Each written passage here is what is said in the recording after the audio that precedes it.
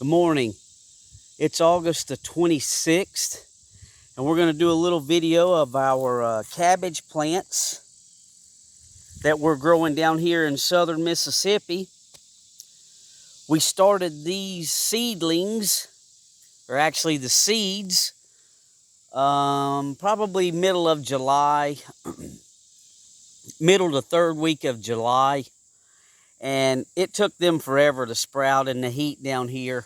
Our heat indexes we've had last week and this week, our local news said we would be between 105 and 112. The temperatures have been in the 90s. Last week it was high 90s.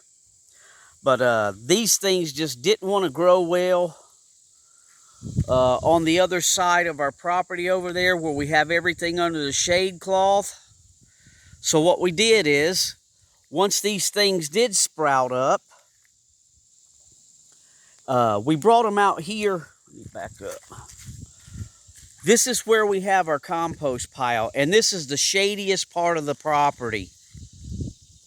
So these things get early morning sun because the sun comes up right there, and then these trees shade these plants all day, and then there's an opening right there, and then they get a little bit of evening sun. So they're out of the high intense sun during the day, but they get morning sun and they get evening sun. And we're hoping, this is our first year down here in Mississippi, and cabbages are kind of cool weather plants. They don't like the heat. We're hoping that they'll stay growing and they won't bolt on us. We've had that happen back home in central Indiana when I planted them a second crop in the heat of the summer. They just didn't do well. But like I say, these things started off real slow until I brought them over here. And since they're in the shade and they get partial sun, once they get well and established, I've already up-potted. This was the biggest one, so we went ahead and put it in I think that's probably a 2-gallon pot. These are just dollar store drinking cups. The largest that the dollar store had down here, so we'll up-pot those into more pots like this once they get a little bigger, and give a few away to some friends if they want them. And we're going to try to get a second round of cabbages down here. Even if we have to grow them over here in partial shade, Lord willing they make it, we don't know. We know this is probably what you don't want to be growing right now this time of year. But we're hoping that September gets here and it starts cooling off. This is our first year down here, so we don't know.